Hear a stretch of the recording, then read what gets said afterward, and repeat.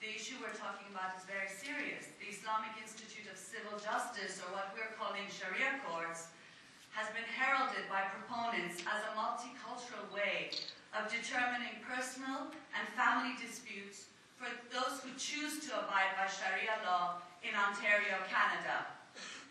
We are told it will promote minority rights and that it is equitable, tolerant, and fair.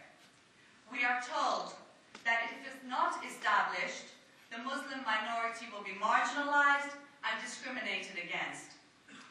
That anything less is racism, pure and simple.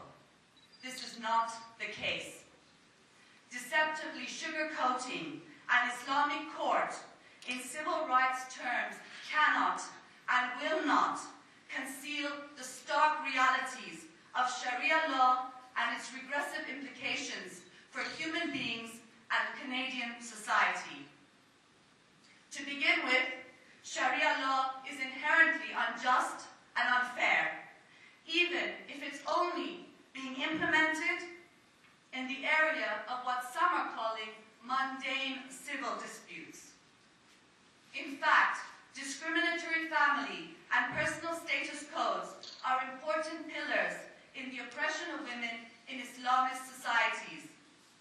Much of the struggle for women's rights has taken shape in countries like Iran vis-à-vis these very aspects of Sharia law.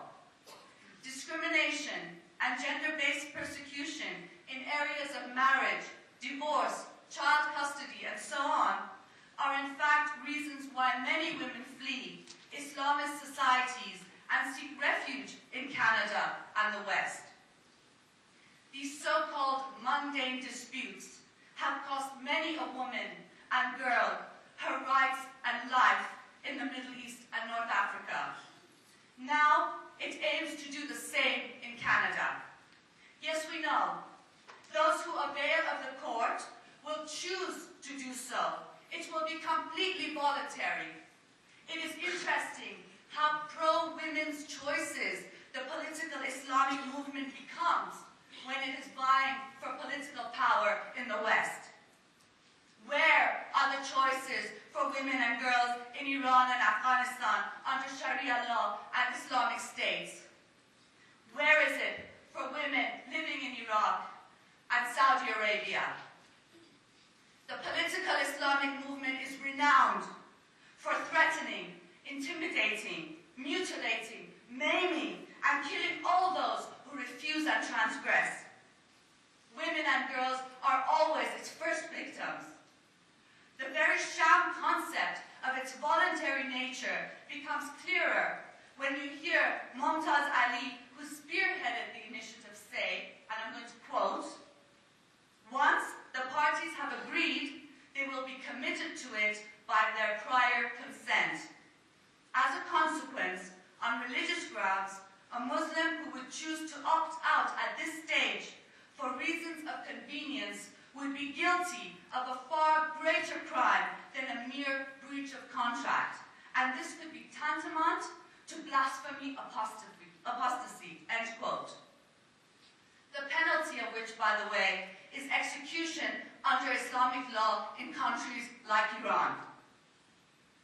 Clearly then, even a limited Sharia court in Canada will increase intimidation and threats against innumerable women.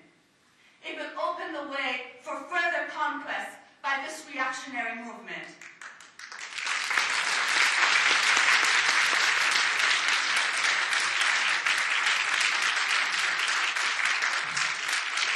Thank you. Some say that the Islamic court will promote minority rights and ensure the fair and equitable treatment of minorities.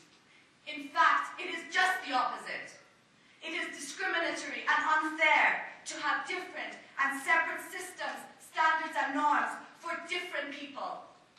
The concept of an Islamic court adheres to a principle of separate but equal, similar to that promoted by the former apartheid regime of South Africa. It was clear then, as it's clear now, that separate is not equal. In fact, it is a prescription for inequality and discrimination. It is the Canadian state's justification for shrugging its shoulders and excusing itself from its responsibility towards all citizens living in Canada.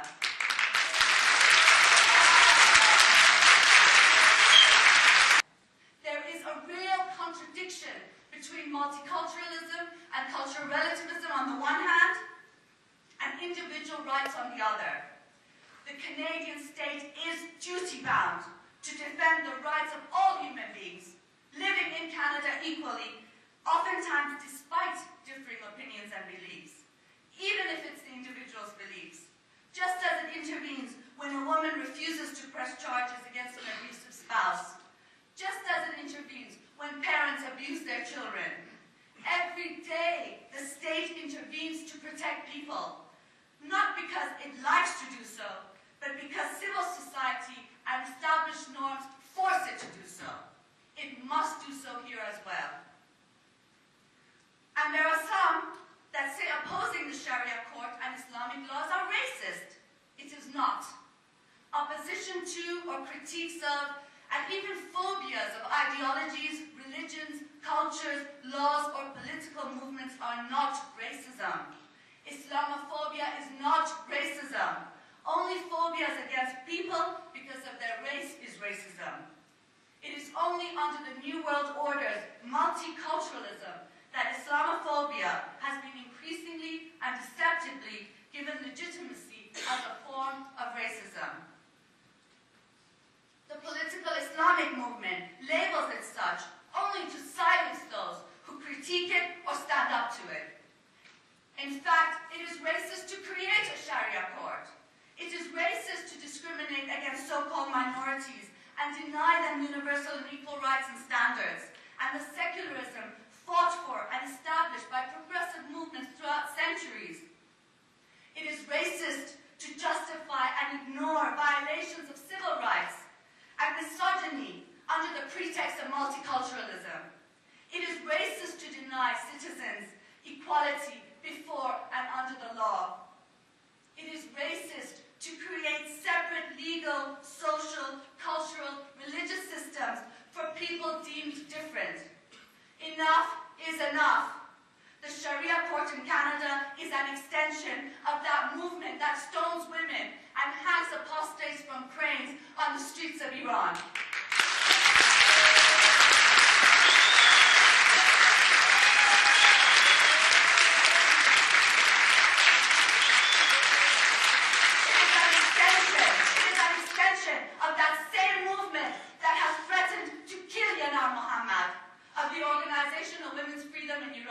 Because she has defended unequivocally women's rights. It is an extension of that same movement that has imprisoned women in Borgas in Afghanistan. It has no right to speak of civil rights and justice.